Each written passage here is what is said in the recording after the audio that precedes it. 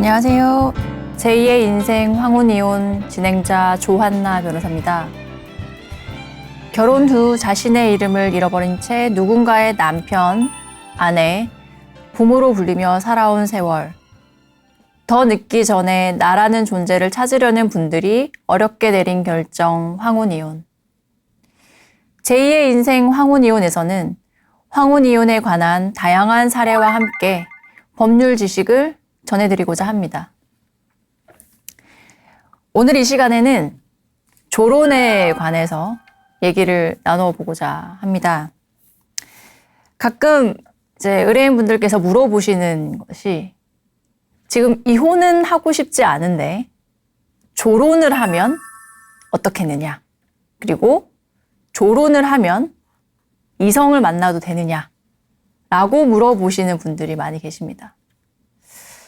조론을 하면 이성을 만나도 되느냐에 대한 질문에 먼저 답변을 드리면, 이성을 만나시면 이제 이혼 청구를 당하실 수 있고요.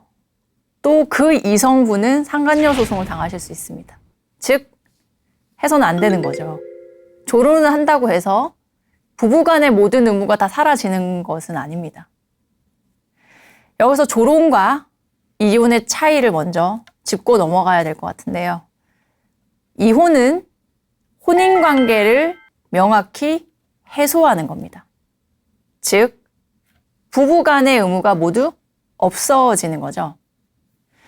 판례에 따르면 부부간에는 동거 의무, 정조 의무, 부양 의무, 성실 협력 의무 등등이 있는데, 조론은 부부관계가 명확하게 해소된 것이 아닙니다.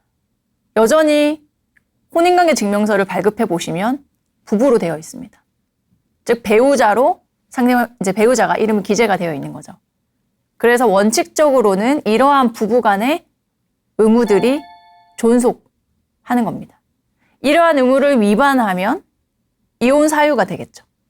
즉, 조론의 상태에 있다가 이러한 의무를 위반하게 되면 이혼 청구 소송을 당하게 되는 거죠. 이렇게 조론과 이혼의 차이는, 이혼은 혼인관계를 해소하는 거기 때문에 그 이후에는 부부간의 의무가 존재하지 않는다. 자유롭게 사시면 되는 거죠. 다만 부모와 자녀의 관계는 존속이 됩니다.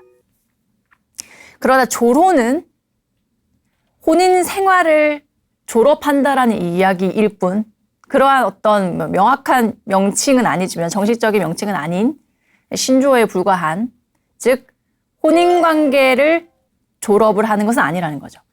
혼인 생활을 단지 본인들이 자유롭게 생활을 하겠다라는 거지, 이러한 법적인 혼인관계를 해소하는 건 아니라는 거죠. 그렇기 때문에 의무는 존재한다. 여기서 명확한 차이가 있고요. 또 하나, 이혼을 하게 되면 정리해야 될 것들이 있습니다. 많이 들어보셨겠지만, 귀책을 판단해서 위자료를 누구에게 얼마만큼 지급할 것인지 정해야 되고, 지금까지의 혼인 공동 재산, 혼인 생활 중에 공동으로 형성한 재산을 어떻게 분할할 것인지에 대한 재산 분할의 문제가 있습니다. 혼인 기간 중에 또는 혼인 중에라도 부모로부터 받은 또는 혼인 전에 가지고 있던 재산, 즉 특유재산에 대한 재산 분할 문제도 같이 포함이 될 수 있고요. 재산 분할 대상이 특정되면 이에 따라서 가사, 양육 또는 경제적 활동 등을 종합한 기여도를 정리해서 몇 대 몇으로 분할하는 재산 분할 문제가 발생합니다. 그럼 판결문에 재산 분할 기여도가 몇 대 몇이다라고 적히고, 재산 분할의 방법, 즉 현금을 얼마로 지급하냐 또는 부동산 지분은 어떻게 이전하냐, 이런 부분에 대해서도 전부 다 판결문에 기재가 되는 거죠. 그 외에 친권자, 양육자의 지정의 문제도 발생하고, 양육비, 면접교섭 부분이 전부 다 정해집니다. 그러나 조론은 이러한 재산 분할, 친권자, 양육자를 누구로 할 것인지, 면접교섭을 어떻게 할 것인지, 양육비를 어떻게 할 것인지 정할 이유가 없죠. 왜냐하면 이혼이 아니기 때문입니다. 이런 부분에 대해서 당사자 간에 합의를 할 수는 있습니다. 그러나 공식적으로 법원에서 명확한 판결문의 형태로 정해주는 것은 없는 거죠. 왜냐하면 조론이라는 개념 자체가 사실상 어떤 법적인 용어가 아니기 때문입니다. 그래서 여러 가지 문제가 많이 발생을 하게 되는데요. 조론에 관련된 이제 사례를 제가 몇 가지 소개를 해드리고, 이제 만약에 조론을 하시게 되는 경우에 어떤 부분을 유의하셔야 되는지를 제가 오늘 설명을 드리고자 합니다. 먼저 요즘에 이제 이혼 소송을 했는데, 이혼을 하는 것은 좀 부적절하다라는 판단하에 법원에서 조론의 형태로 판결문을 내려주는 경우들이 종종 있습니다. 그러니까 자주 그러한 판결문이 내려지는 건 아니고요. 간혹 이제 이혼과 그다음에 정상적인 혼인 생활의 한 중간 정도의 혼인 형태라면 별거를 유지를 하고, 이제 판결문에 보통 별거를 유지한다라는 문구는 없습니다. 그런데 이제 최근에 조정의 형태로 현재 별거 상태를 유지를 하되 서로의 생활에 간섭하지 않고, 다만 재산에 있어서는 현재의 상황을 변동시키지 않고, 그다음에 자녀에 대한 면적 교섭은 몇 해로 하며 양육비 및 생활비는 지급을 언제 얼마만큼 한다라고 조정문에 결정이 되었습니다. 최근의 판례의 입장인 거죠. 이전에는 이러한 조론의 개념이 나오기 전에는 법원에서 별거를 공식적으로 인정하면서 이를 전제로 여러 가지 재산 부분은 어떻게 할 것인지, 양육비를 어떻게 할 것인지에 대해서 결정해주는 사례는 거의 없었습니다. 그런데 이러한 조론의 개념이 나온 다음에 지금 바로 하기엔, 이혼 결정을 내리기에는 조금 애매한, 즉 한 번 더 기회를 가질 필요가 있는 경우, 또는 혼인 생활을 유지하기에는 한쪽 일방에게 뭔가 피해가 갈 것 같은 경우에는 이렇게 조론의 형태로 조정을 내리는 경우들이 있습니다. 본건이 이제 별거를 했던 사건이고, 또 하나의 사례는 결혼 생활 중에 아내가 남편으로부터 가정폭력을 오랫동안 당하고 있었습니다. 그리고 아이들도 너무 어렸고요. 그 당시 너무 어려서 이제 이혼을 하고 싶지만 가정을 지키고 싶은 마음에 이제 이혼 소송을 바로 하지는 못했죠. 그렇게 이제 시간이 흐르고 난 뒤에 첫 번째 자녀는 성년이 됐습니다. 두 번째 자녀가 아직 미성년자인 상태였는데 가정폭력이 너무 심해서 이 둘째 자녀에게까지도 영향을 미치게 되었습니다. 그러니까 둘째 자녀를 학대까지는 아니지만 아이가 있는 앞에서 이제 본인한테 폭력을 하니까 사실 이것도 일종의 정서적 학대에 해당될 수 있죠. 이렇게 되면 아이한테 너무 정서적으로 이제 부정적인 영향을 줄 수 있는 게 너무 명확했고, 첫째 자녀 또한 사실은 그러한 엄마가 가정폭력을 당하는 걸 보고 자람으로써 성인이 된 다음에도 여전히 그런 트라우마에 시달리는 것을 보면서 이제 더는 안 되겠다라고 판단을 하고 이혼 소송을 하기로 결심을 하셨습니다. 그래서 이제 가정폭력으로 형사 고소도 하셨고요. 가정폭력 사건에서 가정폭력 사건에서도 이 형사 사건이 보호처분 등으로 종결이 됐고, 그러니까 혐의가 있는 걸로 인정이 된 거죠. 그래서 이혼 청구 소송이 계속 진행 중이었는데, 이혼 소송에서는 가사조사라는 절차를 거칩니다. 그런데 이제 이 남편이 이제 본인의 죄를 뉘우치기 시작을 합니다. 내가 너무 이때까지는 가정폭력 한 부분에 있어서 사죄하고 아이들도 그렇게 힘들어하는지 몰랐다라고 하면서 한 번 더 기회를 달라고 얘기를 합니다. 물론 이혼 소송 초반까지만 해도 이 아내분은 계속 이제 이혼을 진행할 생각이셨죠. 그런데 이제 가사조사 과정에서 가사조사에서 물어보는 이제 항목들이 있습니다. 항목에는 어떻게 혼인을 하게 됐는지, 그 다음에 혼인 생활은 어떠했는지, 즉 그 혼인 생활은 쌍방의 귀책을 주로 얘기를 하게 됩니다. 그 다음에 이혼을 하게 됐을 때 결정해야 되는 여러 가지 사항을 물어보게 되는데요. 거기에는 재산 분할도 물어보고, 친권 양육권은 어떻게 할 것이며 양육비, 면접교사 어떻게 할 것인지도 다 이제 논의를 하게 됩니다. 그럼 법원에 소속되어 있는 조사관이라는 공무원이 이런 항목들에 대해서 쌍방을 불러서 한 3회 정도 조사를 진행을 합니다. 집에 가서 가정 방문해서 조사를 하는 것이 아니라 두 사람을 법원으로 부릅니다. 그럼 조사실에서 조사를 하게 됩니다. 간혹 가정폭력으로 두 사람이 마주치는 게 힘든 경우에는 분리해서 조사를 하기도 합니다. 본건을 분리해서 조사를 했었는데요. 그 과정에서 이 아내분은 이혼 자체에 대해서 고민을 하게 됩니다. 이제 재산 분할의 문제가 나왔는데 이 두 분의 재산이 그렇게 많지가 않았습니다. 그 금액이 한 10억 정도였는데 문제는 부채가 남편의 이제 이혼 소송을 하다 보니까 재산 조회를 하게 되죠. 근데 남편이 이 아내는 처음에는 한 10억 정도 재산이 있는 줄 알았는데 재산 조회를 하고 하다 보니까 부채가 한 5억 정도 있었던 거죠. 그럼 순재산은 5억밖에 안 남습니다. 근데 이 5억을 재산 분할로 나눠야 되는데 그럼 이제 기여도를 따지게 되겠죠. 여성분은 재산이 하나도 없었고 이제 남편 명의로 집이 한 10억 정도 있었는데 대출이 5억 정도 있었고 그 5억은 주택담보대출도 있었고 또 나머지 이런저런 걸로 이제 대출이 있었습니다. 5억이 남아 있는데 이걸 나눠야 되는데 이제 혼인 기간이 한 뭐 20년 정도 되긴 했지만 이 모든 자산의 형성을 남편이 다 했던 거고 하필 또 이 부동산이 남편이 본가 부모님으로부터 상속을 받았던 재산이었습니다. 그럼 이걸 특유재산이라고 하는데요. 이 특유재산도 재산분할 대상에 원칙은 포함이 되진 않지만 혼인기간이 좀 길고 그 다음에 뭐 간접적으로 유지 뭐 형성에 기여를 했다면 재산분할 대상에 포함이 되기도 합니다. 그런데 포함이 설령 된다고 하더라도 혼인 중에 공동으로 형성한 재산이 아닌 이러한 특유재산은 타방 배우자의 기여도가 굉장히 적게 인정이 됩니다. 그러니까 본건 같은 경우에는 두 사람이서 공동으로 혼인 기간 중에 형성한 재산은 사실상 없는 거고 혼인 전에 남편이 부모로부터 상속을 받은 재산이었던 거죠. 그렇게 되면 20년이라는 혼인 생활이라 하더라도 재산 분할의 기여도가 50%까지 되기는 사실상 어렵습니다. 그럼 이제 본건에서 한 어느 정도 진행이 되고 난 다음에 조정기일을 이제 열었는데 조정기일에서 담당 판사님이 이거 특유재산이어서 50%까지는 좀 인정되기 어렵다. 한 30% 정도 말씀을 하셨습니다.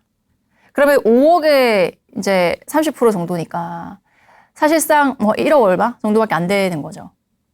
이 돈을 가지고 이 여성분이 집을 얻어야 되는데 집을 얻고 어쨌든 미소년 자녀가 한 명 있으니까 같이 거주를 해야 되는데 현실적으로 그게 어려운 거죠. 거기다가 우리나라는 이혼을 하면 생활비를 지급받기는 어렵습니다. 그럼 이제 양육비를 지급받아야 되는데 양육비를 산정하는 기준은 이제 소득입니다. 근데 이제 남편의 소득을 확인해 보니까 이제 혼인 생활 한 20년 정도 지났으니까 이제 어느 정도 경제적 능력도 이전보다는 좀 낮아진 상태였고 그 다음에 고용도 좀 불안정한 상태였고 남편이 자영업을 하는데 이제 회사에 재직을 하다가 나와서 지금 개인 사업을 하는데 이제 매출도 좀 확인을 해보니까 한 300에서 500 정도 순소득이 한 300에서 500 정도밖에 되지 않았습니다. 그렇게 되면 자녀 한 명에 대한 양육비로 많아봤자 한 150, 200? 그러니까 200이 넘기는 쉽지 않은 거죠. 한 100만 원 전후로, 100만 원 이하로 받을 수도 있는 상황에서 이 돈을 가지고 사실상 아내인 본인도 생활해야 되고 자녀 양육까지 해야 되는데 이게 현실적으로 너무 어려운 거죠. 그래서 이혼을 다시 고민하기 시작합니다. 그래서 가사조사를 끝나고 또 가사조사 한 3개월, 한 3, 4개월 정도 지나고 나서 다시 재판기일이 지정될 때까지 한 6개월, 7개월이 걸리고 그래서 한 1년 정도가 이제 지나게 됩니다. 그 1년 동안 상대방 재산 조회도 하고 소득 조회도 하면서 이러한 사실관계를 확인하게 된 거죠. 이게 파악을 다 해서 보니까 현실적으로 이혼을 했을 때에 어렵구나라는 걸 깨닫게 되신 겁니다. 처음에 이혼 청구를 할 때는 가정폭력이 너무 심해서 더 이상 혼인 생활을 하기 어렵다는 판단하에 그것도 고민해서 첫째 아이가 이제 성년이 된 다음에 이혼 청구를 하셨는데 막상 이혼 소송을 진행하면서 상대방 재산 상태라든지 소득 수준을 살펴보니 이혼을 한 뒤에 본인의 생활이 사실 유지되기가 어려울 수 있다라는 판단을 하시게 된 거죠. 다시 고민을 하시게 됐고 또 한 1년 정도 이제 재판 절차 진행하면서 고민을 계속 하시게 됐는데 이제 이러한 고충에 대해서 저희가 의뢰인이랑 계속 소통을 했고 또 이러한 부분에 대해서 판사님께도 말씀을 드렸습니다. 이제 이혼을 할 수밖에 없고 왜냐하면 가정폭력이 지속이 되고 있기 때문에 계속 부부 생활을 하게 되면 이 여성분은 가정폭력 피해를 계속 받을 거고 그러면 결국에는 이제 뭐 인신의 안전이 확보가 안 되는 불안정한 상태가 지속되겠죠. 그리고 둘째 미성년 자녀도 마찬가지고요. 그러니까 이러한 걱정이 되는 요소, 혼인 생활을 유지했을 때의 걱정이 되는 요소, 그다음에 이혼을 했을 때의 또 우려가 되는 요소가 지금 공존하고 있는 상황에서 결단을 내려야만 했습니다. 그래서 저희가 이제 그 전에 한 5년? 그 전까지만 해도 저희가 조론이라는 개념이 그렇게 많이 나오지 않은 상태였기 때문에 사실상 별거를 하면서 생활을 유지하는 그러한 상태에 따른 조정문이라든지 판결문은 상상하기가 사실 좀 어려웠습니다. 이혼 아니면 그냥 이혼 기각이거든요. 그런데 어떻게 보면 이 사례에서는 다행이었을 수도 있는 거죠. 이 조론이라는 개념이 나오면서 혼인은 그대로 유지를 하고 그럼 혼인을 유지하게 되면 생활비를 받을 수도 있는 거죠. 그리고 생활비를 지급해야 될 의무가 있는 거죠. 또 양육비도 마찬가지고요. 즉 부부 간의 부양 의무는 지속시킬 수 있는 거기 때문에 이혼을 시키지 않고 혼인 생활을 유지하는 것으로 하되 가정폭력의 문제가 있기 때문에 이 가정폭력 부분에 있어서는 분리, 별거 하고 만약에 집에 와서 또 이러한 일이 벌어졌을 경우에는 이혼을 하는 걸로.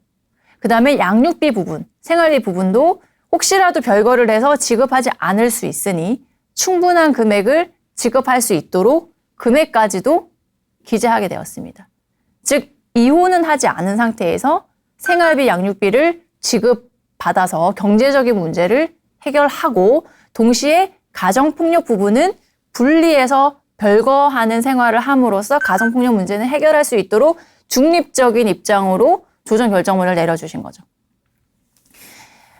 이혼이 되면 경제적인 문제에 직면하게 되는 전업주부인 경우에 이러한 조론의 형태의 이혼 판결 또는 조정이 도움이 될 수도 있습니다.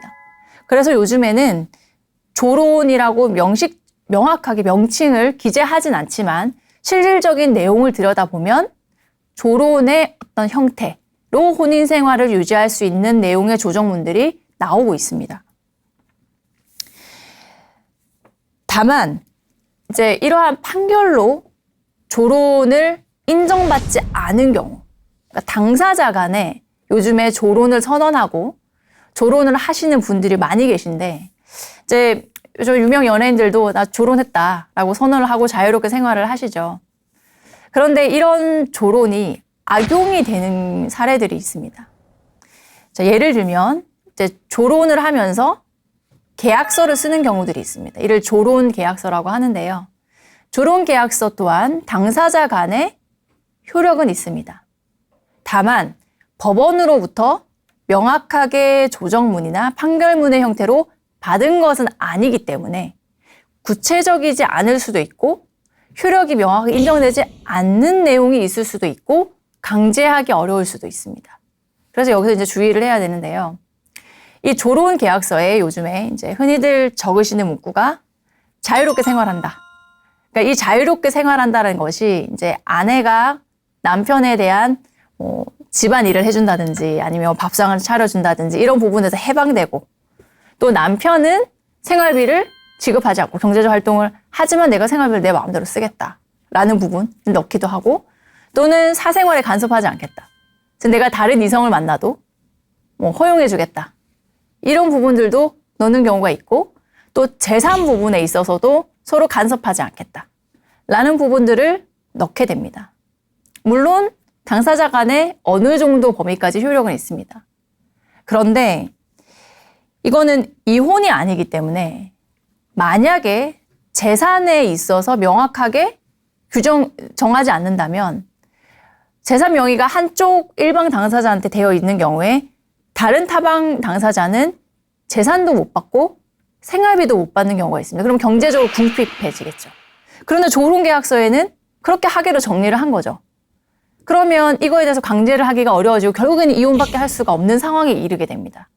따라서 조론을 하게 되더라도 조론계약서에 명확하게 생활비를 어떻게 받겠다라는 부분에 대해서 서로 합의를 하셔야 되고 또 이런 부분을 명문화하셔야 되고 또 재산 부분에 있어서는 아직 이혼을 하기 전이기 때문에 나중에 이혼을 하게 되면 명의가 누구였든지 간에 상관없이 재산 분할 대상이 되기 마련입니다. 그러면 이 재산을 일방이 임의로 처분하지 않는다라든지 이것은 나중에 이혼 시에 공동의 재산임을 확인한다든지 그다음에 재산 분할조로 미리 지급을 받으신다든지 그런 부분들을 명확하게 정하시고 실질적으로 실행하셔야만 조론을 하더라도 경제적으로 문제가 없을 수 있습니다. 그 다음 이제 이성을 만나도 되는지의 문제인데 실제로 있었던 사례 중에 이제 조론계약서에 이성을 만나도 된다. 서로 사생활에 간섭하지 않겠다. 라고 계약서에 적었습니다. 그리고 난 다음에 이 분이 남성분이죠. 남성분이 다른 이성을 만나게 됐고 이제 살림을 차리게 되신 거죠. 그런데 아직 부부관계는 유지가 되고 있는 거죠. 본처와는 아직 혼인 생활이 유지되고 있는 거죠.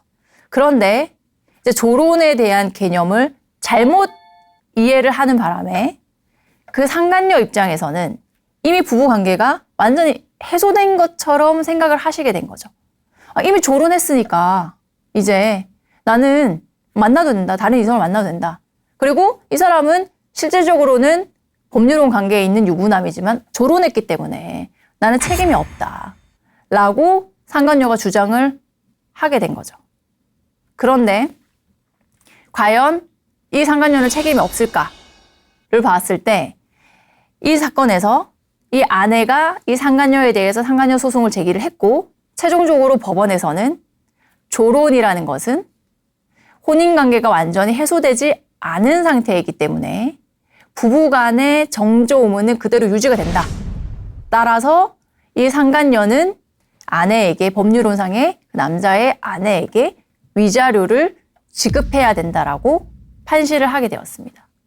즉 조론계약서를 작성까지 했고 거기에 서로 사생활에 간섭하지 않는다라고까지 기재를 했음에도 불구하고 본건에 있어서는 이성까지 만나도 된다라는 부분은 효력이 없다라고 판단을 한 거죠.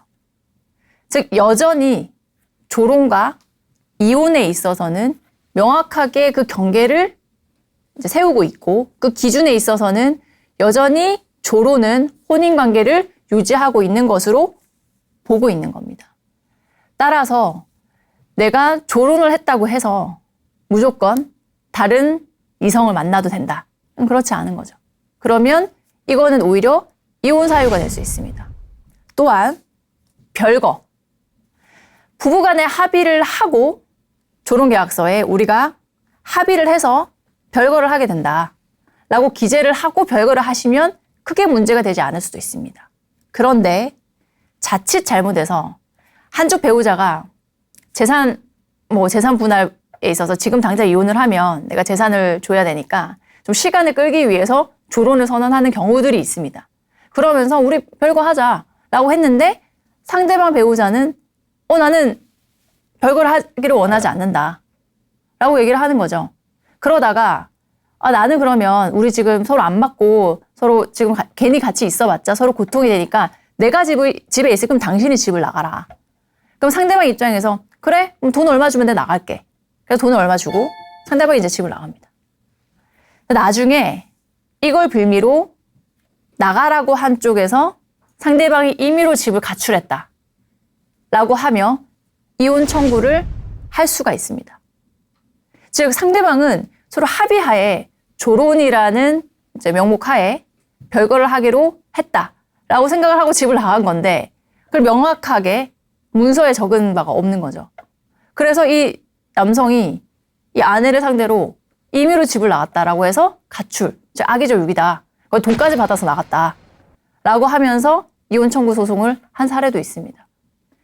즉 조론이라는 원래 의미는 이제 서로 부부간에 너무 본인들한테 종속되고 본인의 삶이 없었기 때문에 좀 자유롭게 이제 삶을 살기 위한 긍정적인 이유로 이제 나온 개념이긴 한데 지금 우리나라 안에서 이를 악용하는 경우들이 너무나도 많습니다.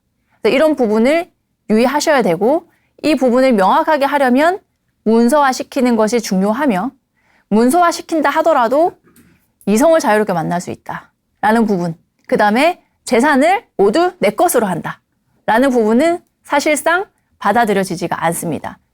왜냐하면 재산 분할 또한 이혼을 전제로 하는 것이기 때문입니다. 우리나라에서 이제 이혼하기 전에 미리 부부간에 재산에 대해서 합의하는 경우들이 있습니다. 이 조론의 경우도 마찬가지죠. 조론을 하시면서 만약에 이혼을 하게 되면 아니면 지금 뭐 재산을 이렇게 나누겠다라고 할 수 있습니다. 이게 효력이 있을까요? 효력이 없습니다. 부부간에 이혼을 전제로 한 재산 분할 계약은 그 말 그대로 이혼을 전제로 해야 됩니다. 재산을 어떻게 나누겠다라고 합의서를 써놨는데 이혼은 정작 한 5년, 10년 뒤에 이혼을 하게 됩니다. 그러면 이 이혼을 전제로 한 재산 분할 협의서는 효력이 없습니다. 조론을 했다고 하더라도 마찬가지입니다. 조론을 하게 되면 삶을 분리해서 자유롭게 살고는 있지만 여전히 혼인은 지속되고 있는 상황이기 때문에 재산 분할 청구권 자체가 발생하지 않은 상태인 거죠. 우리나라 민법의 규정에는 재산 분할 청구권은 이혼을 전제로 발생하는 겁니다. 그런데 조론이라는 형태로 생활을 분리해서 자유롭게 살고 있다 한들 이혼은 아니기 때문에 재산 분할 청구권 자체가 발생하지 않은 상황인 거죠. 이러한 상태가 장기간 지속되면 이혼을 전제로 한 재산 분할 합의서 효력 자체도 없어지게 되는 겁니다. 그런데 이런 부분들을 잘 모르시는 분들이 계시죠. 조론을 하면서 한쪽 일방이 나 당신한테 지금 뭐 조론하는 거니까 내가 얼마 줄게 라고 했어요. 그래서 그 말을 믿고 또는 합의서에 적었습니다. 조론하는 거니까 이제 이혼을 전제로 내가 3억을 줄게. 그러고 나서 합의서를 적고 이제 쭉 진행을 했는데 그 사이에 남편이 여자가 생긴 거죠. 그래서 이거 부정행위니까 이혼 소송을 해야겠다라고 이혼 소송을 제기를 했습니다.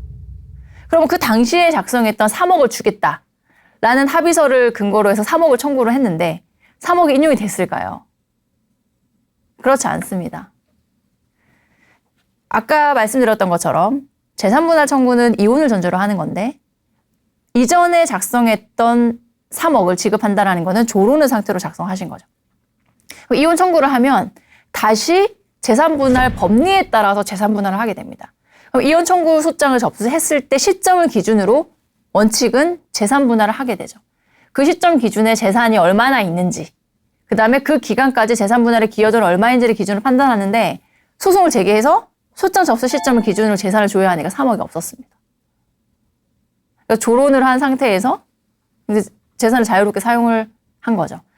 물론 만약에 조론 계약서에 조론을 하더라도 재산을 처분하지 않겠다라든지 이 재산은 이거 있는 것으로 확인을 하니까 이 금액을 기준으로 추후에 이혼할 때 재산분할을 한다든지 이런 뭔가 구체적인 항목이 있었더라면 좀 달랐을 수도 있습니다. 근데 그런 게 아니라 나중에 이혼을 할 때 얼마 주겠다라고 적어져 있었던 거죠. 그런데 이혼은 한참 뒤에, 한 5년쯤 뒤에. 그러면 이 합의서는 효력이 없습니다. 그래서 이혼 소장을 접수를 했더니 3억을 줄 돈이 없는 거죠.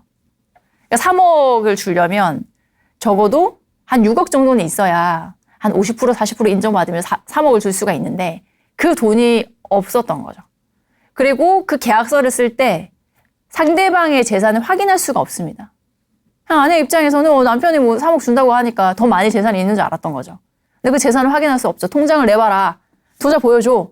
라고 한다 한들 그 통장을 보여줄 의무는 상대방한테 없거든요. 그럼 재산을 어떻게 확인한다는 거죠? 재산을 확인할 수가 없습니다. 상대방 재산을 확인하려면 소송에서 재산조회를 하거나 재산 명시 신청을 할 수밖에 없습니다. 그런데 조론의 상태로는 아직 혼인 생활을 유지하고 있는 거기 때문에 그러한 법적 조치는 다 불가능합니다. 가압류를 할 수도 없고요. 가압류나 가처분을 할 수도 없습니다. 그래서 이 여성분은 남편을 믿었습니다. 나중에 이혼 사유가 발생하면 3억을 받을 수 있다라고 굳게 믿고 남편이 우리 조론하자, 우리 좀 자유롭게 살자라는 제안을 받아들였던 거죠. 그리고 그 계약서에는 날인을 한 겁니다. 그래서 남편이 이제 자유롭게 생활을 하고 여자도 만나고 재산도 본인이 임의로 처분하고. 근데 이 여성분은 뭐 그렇게 할 수가 없었죠. 본인도 자유롭게 살고 싶었는데 그렇게 뜻대로 잘 되지도 않았고, 물론 뭐 남편 밥 차려준 거는 좀 거의 안 했다고 하시지만 남편이 정말 부부로서의 의무를 저버리면서 자유롭게 생활을 한 수준으로 이 여성분은 그렇게 사시지는 않으셨던 거죠. 그래서 참다 못해서 이혼 청구를 한 사례고요. 결국에는 조론할 당시의 계약서를 믿고 남편을 자유롭게 내버려 뒀지만 결국에는 그 시기에 재산이 줄어들었고 재산 조회를 해보니 받을 수 있는 재산이 거의 없게 된 거죠. 이런 사례는 비일비재하게 나타날 수 있습니다. 그러니까 조론이라는 거는 두 분이서 반드시 합의가 있으셔야 되고 합의를 하신다 하더라도 계약서를 적으셔야 되는데 이 계약서를 적으실 때 두 분이서 임의로 작성하시기보다는 법적 전문가를 통하셔서 추후에 내가 손해보지 않도록 작성을 하셔야 됩니다. 거기에서 대표적인 게 재산 분할의 문제인 거죠. 그리고 간혹 이제 조론의 상태에서 돈을 나 돈 줄 테니까 지금 미리 줄 테니까 우리 조론하자라고 해서 돈을 주게 됩니다. 그럼 이 돈의 형태는 증여입니다. 그러면 증여세가 발생하죠. 물론 부부간에는 6억까지는 증여세가 면제됩니다. 그런데 그 이후의 재산은 세금이 발생합니다.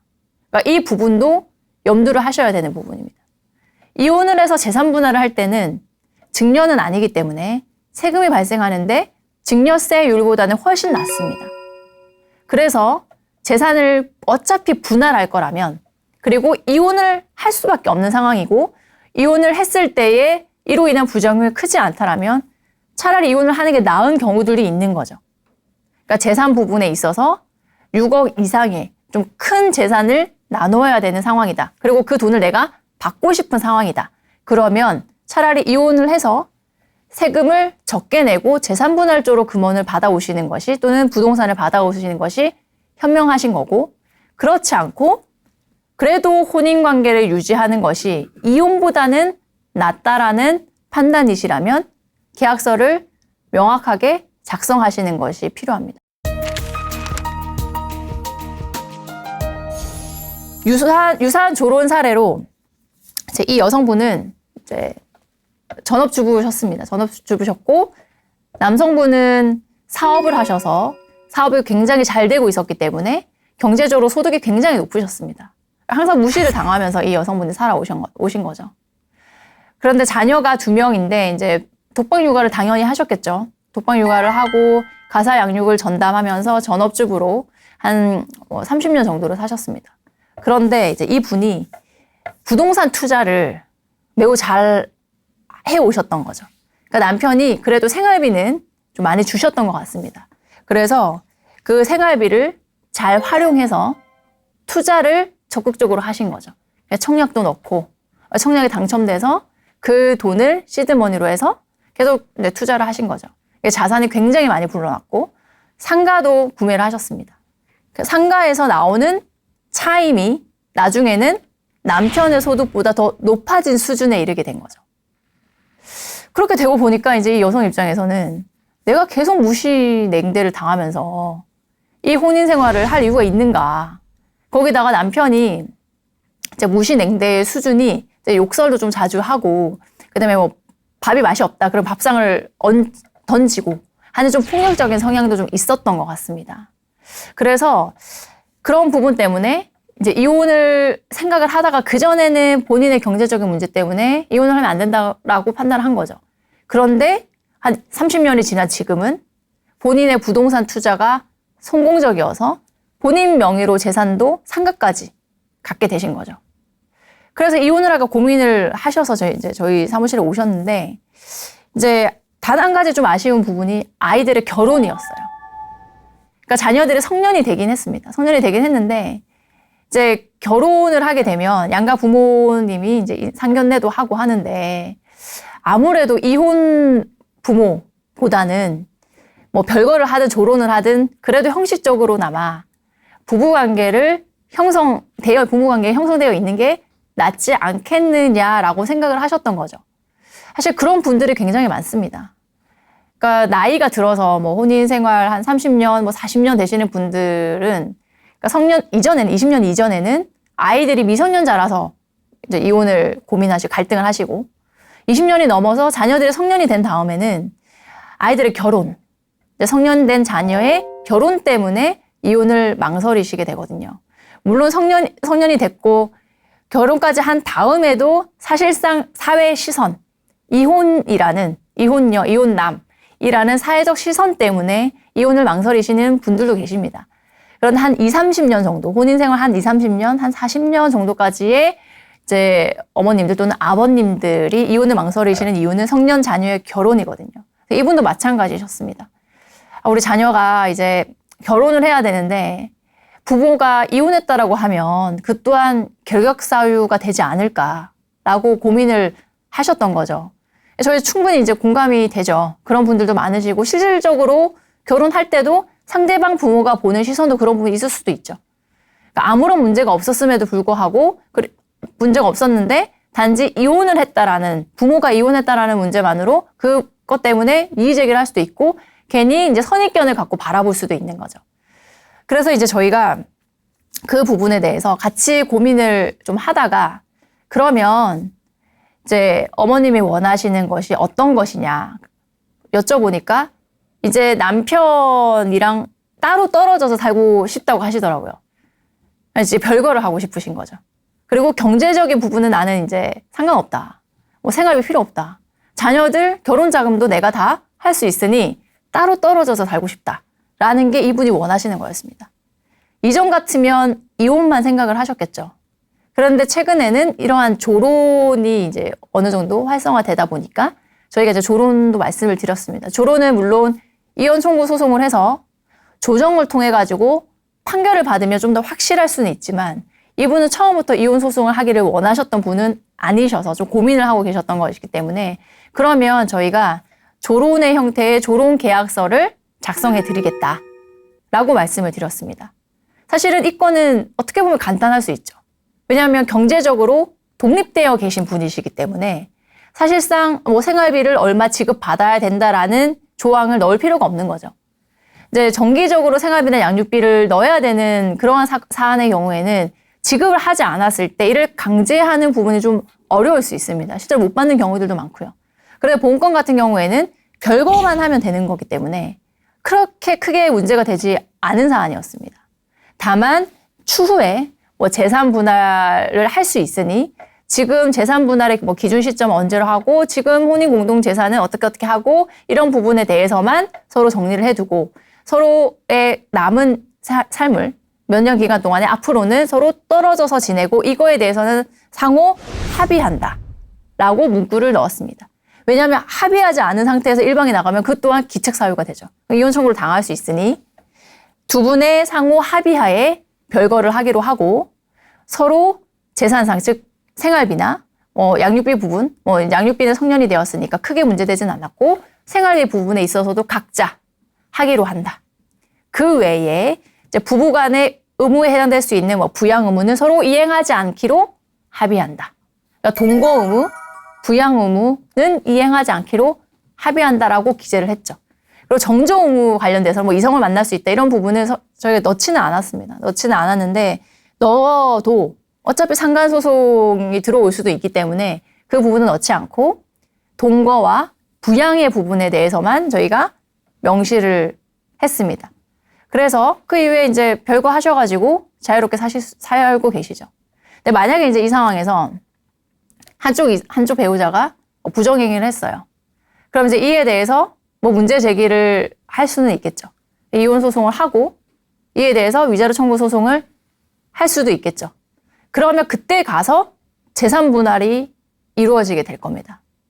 물론 저희 의뢰인 입장에서도 지금 형성해 놓은 재산이 있기 때문에 재산 분할을 하게 되면 본인도 불리한 부분이 있으시죠. 그래서 재산 부분에 있어서 이혼을 하지 않았던 이유 중에 하나이기도 했습니다. 그러니까 대부분 본인 명의로 재산이 되어 있으신 분들은 재산 분할을 하면 재산을 일정 부분 지급해야 되는 거기 때문에 이혼을 원치 않는 분들이 계시거든요. 그래서 조론을 말씀하시는 분들이 계세요. 그러니까 본인이 그 재산을 가지고 있고 그런데 그렇기 때문에 이혼을 하는 것은 조금 본인한테 불리할 수도 있고 또 그걸 더 떠나서 이 혼인 생활은 지키고 싶다. 혼인 관계는 지키고 싶다라는 분들은 이제 조론을 선택하시고 다만 조론 계약서를 명확하게 잘 작성하신다면 크게 추후에도 문제가 되지 않을 수 있습니다. 다만 이제 조론 계약서 효력에 관련돼서 아까도 말씀드렸듯이 모든 내용이 다 효력이 인정되는 것은 아니라는 거죠.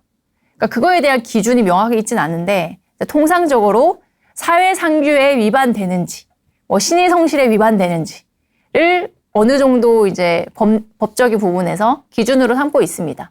그러니까 사회통념상 용인될 수 있는, 허용될 수 있는 범위를 넘은 내용인 경우에는 그거는 인정되기가 어렵다는 거죠.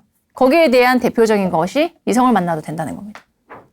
그러니까 부양 부분은 서로 합치가 되면 경제적인 부분이니까 서로 의견 합치만 되면 크게 문제되지 않지만 그래도 부부인데 다른 이성을 만난다라는 것 자체가 우리나라의 어떤 사회 윤리적인 개념에 맞지 않다는 거죠. 그래서 이 부분은 아직도 조론이라고 하더라도 서로 사생활에 간섭을 하지 않는다라고 합의를 했다고 하더라도 이성을 만나는 부분에 있어서는 이제 그 합의의 효력이 없고 이에 대해서는 여전히 법적으로 문제 제기를 할 수 있는 상황인 겁니다. 그래서 이 부분은 유념을 하셔야 되고 또 내가 이혼 소송을 하고 싶은데 예를 들면 아까 첫 번째 사례처럼 내가 지금 가정폭력 등의 피해를 당하고 있어요. 욕설도 당하고 모욕적인 언사 더 이상 이 사람이랑 같이 살기 힘들다. 그래서 이혼 소송을 제기를 했는데 이제 만약에 이혼한 이후에 경제적인 생활이 어려운 경우에는 이 변호사, 담당 변호사를 통해서 충분히 판사님한테 나는 이러이러한 사정이 있으니까 조론의 형태인 별거의 형태로 하되 경제적인 부분에 지원을 받고 싶다라고 주장을 한다면 요즘 추세에 따른다면 얼마든지 법원을 통해서도 확정적으로 그러한 조론의 형태의 그러면서도 경제적인 부분에 대한 문제가 해결될 수 있는 내용의 판결문 또는 조정문을 받으실 수 있습니다. 저희가 또 했던 사건 중에 그때는 이제 조론의 형태로 조정을 거의 나오지 않는 시기에 결정문을 받았는데 보니까 몇 년 동안 이제 혼인 생활을 유지를 하고 그 몇 년이 특정이 되어 있었습니다. 한 3년 정도였는데 한 3년 동안 이 혼인 생활을 유지를 해보고 그럼에도 불구하고 혼인 관계가 회복이 되지 않는다면 이혼을 하기로 한다라는 조정문을 받은 적이 있습니다. 그러니까 이 건은 이제 한쪽이 이혼 청구를 했고 한쪽이 이혼을 원하지 않는데 내용을 들여다보니까 특별히 이혼을 해야 되는 사유는 없었던 거죠. 그런데 이혼을 청구한 사람이 너무 이 사람이랑 같이 있는 것만으로도 괴롭다. 숨이 막힐 것 같다. 좀 이제 포고를 좀 많이 했던 것 같아요. 그러니까 이게 욕설까지는 아니더라도 정신적인 압박을 그러니까 일종의 가스라이팅을 좀 당했던 것 같은데 그런 수준이 너무 커서 저희 의뢰인이 원고가 이제 정신과 병원도 다니고 하고 있었습니다. 그런데 이러한 문제가 있고 이 원고가 힘들다는 사정을 상대방은 몰랐던 거죠. 그래서 부부 상담을 거치면서 서로의 갈등이 어떤 부분인지를 확인을 했고 상대방도 이걸 내가 개선을 해보겠다라고 의사를 강하게 표시를 했습니다. 즉 개선의 의지가 명확했던 거죠. 그래서 판사님도 이제 그 가정이 미성년자 자녀도 있고 특별히 상대방한테 귀책도 없었고 그다음에 이제 어느 정도 근데 가스라이팅인데 신체적인 어떤 물리적인 폭력의 행사는 없었기 때문에 얼마든지 개선이 가능하고 이 남편 입장에서도 본인이 개선을 하겠다라는 의지를 강력하게 피력을 했습니다. 그래서 이혼을 이제 인용하지는 않고 그렇다고 명확하게 이혼을 기각한 것도 아니고 이제 조정문에 몇 년 동안 더 혼인 생활을 유지를 하되 그 기간이 지난 뒤에도 계속 이혼을 하고 싶고 혼인 생활의 회복이 안 된다면 이혼을 하는 것으로 한다라고 조정 결정문을 받았습니다. 그럼 이 조정 결정문대로 3년이 지나면 바로 이혼이 되느냐? 그거는 아닙니다. 그러니까 별도로 다시 이혼 소송을 해야겠죠. 다만 이 조정 결정문이 있으니까 그때는 서로 다툼이 뭐 크게 있지 않더라도 이혼이 될 가능성이 높아지겠죠. 그러니까 이러한 조정문도 저희가 최근에 받은 적이 있습니다. 그러니까 점차 이제 이혼 기각 또는 이혼 인용 이렇게 양극단의 선택이 아니라 그 중간 지점의 형태의 결정문 또는 판결문이 나오고 있는 거죠. 이런 추세는 결국 조론이라는 개념이 이 사회에 대두되면서 나오게 되지 않았나, 그러한 사회적 어떤 분위기를 반영한 게 아닌가라고 판단이 됩니다. 부부는 인생이라는 여행길을 평생 함께 걸으며 고락을 함께 나눈 동행자입니다. 황혼 이혼을 생각하시기 전에 긴 세월 함께 해온 깊은 정을 다시 한번 헤아려 주시기 바랍니다. 그럼에도 돌이킬 수 없는 결실이라면 저희 제2의 인생 황혼 이혼에서 도움이 되어 드리겠습니다. 저는 다음 주에 다시 찾아오겠습니다. 함께 해주셔서 고맙습니다.